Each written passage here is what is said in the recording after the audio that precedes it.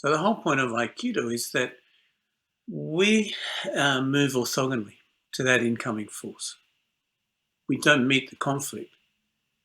We maintain stability. Of course, if we collapse, we take all of that incoming force. We eat the physics of the situation. But if we typically what we're doing is turning, and it's a lot easier to demonstrate physically Yeah. than to talk about. Yeah, you know, if you can visualize something turning on the spot Hmm. as something comes in, if we try and push against it, we're going to have that collision. But if this is turning, it's simply going to guide that away. Don't we wish to be those round objects at work? It'd be really nice to embody Oh, that. look, isn't it great? Don't we want well-rounded leaders? Yeah, exactly. Quite literally.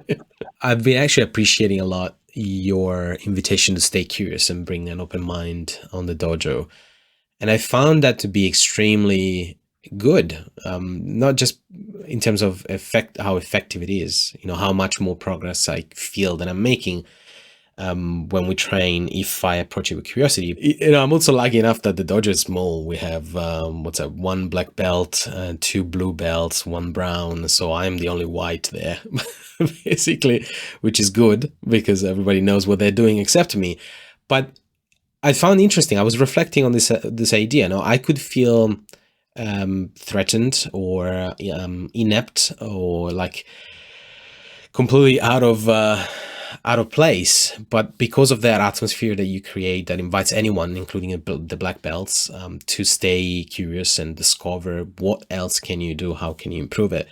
That's I think it's the magic. So I don't know if there's a question. I just wanted to know from you how did you get to that? Is it something that it's simply intuitive to you? Is that how it worked in the past? Did you have there was a particular moment where you realized that curiosity is the key to unlock that personal growth?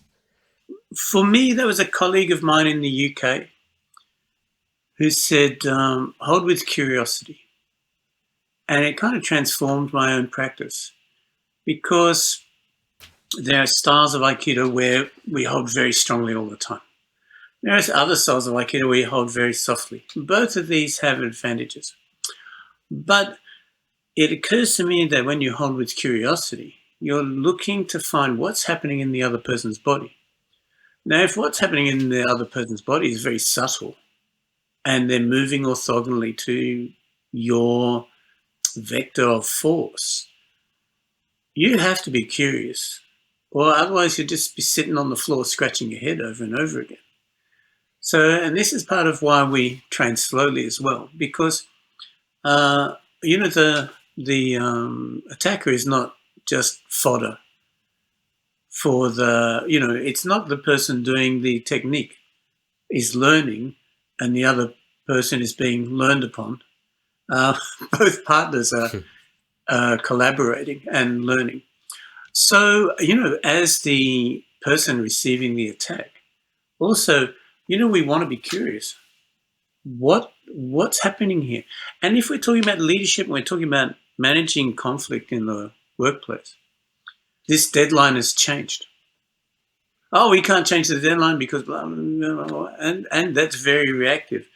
A more responsive approach is, okay, why?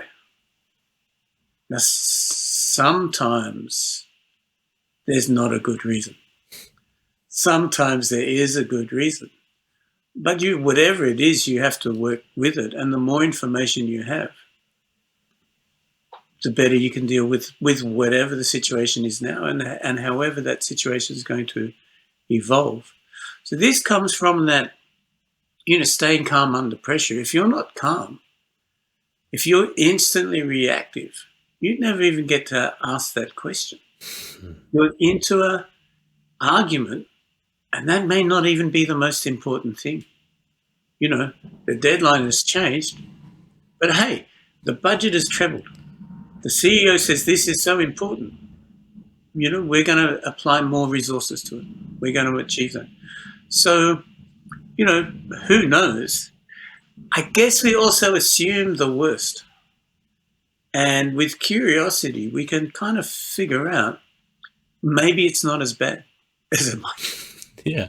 We're talking about staying calm under pressure, Hmm. and that response, responding, not reacting, that needs stability.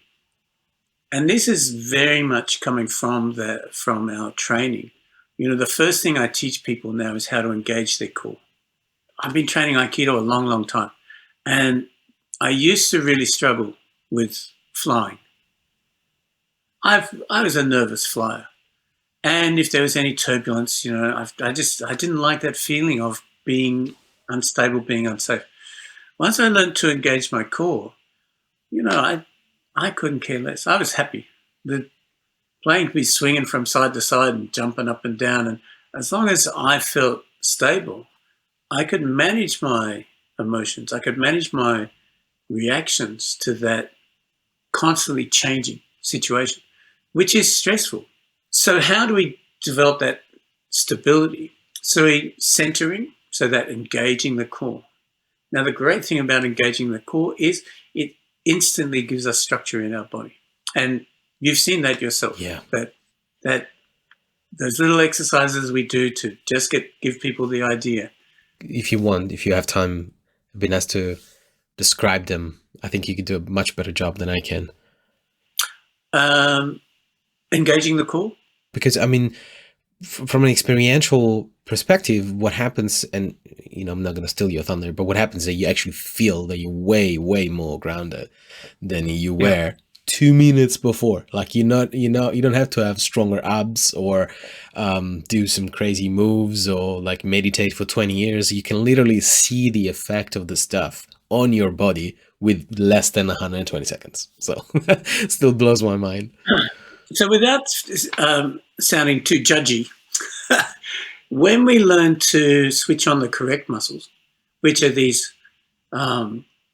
tonic muscles, these stabilizing muscles, and we switch them on 5 to 10%, that's how they're designed to work, and that's how they can work constantly. It gives the wrong muscles a chance to switch on. We're not taught, we miss out so badly. No one teaches us how to breathe properly. We have to breathe with our diaphragm. So we're born, we get a smack on the ass, and we start breathing. Now, how we're doing that, it's hit and miss. Um, we're not really taught how to walk. We all do it by trial and error, falling on our butt over and over again until we manage not to fall over anymore. Now, there are better ways to do that. And one better way to do that is to engage your core. But, I was never taught that. I realized that one of my Japanese teachers had been trying to communicate that. And I'd been working on it for years. And I happened to pick up a book on Pilates. And they described it step by step. And I thought, that's so simple. I couldn't wait to get to the dojo and just start hurling people around. It was so profound. So what it is, it's much easier if you have someone coach you through it. But this is, for me, this is what hara is. And this is a Japanese concept of center. It's very important in Japanese culture, the hara. And I define it like this. You got the pelvic floor at the bottom. You got the diaphragm at the top, the diaphragm under the lungs. And then you've got this cylinder, which is the transverse abdominis, which is, I'm not sure, 3 or 4 layers deep.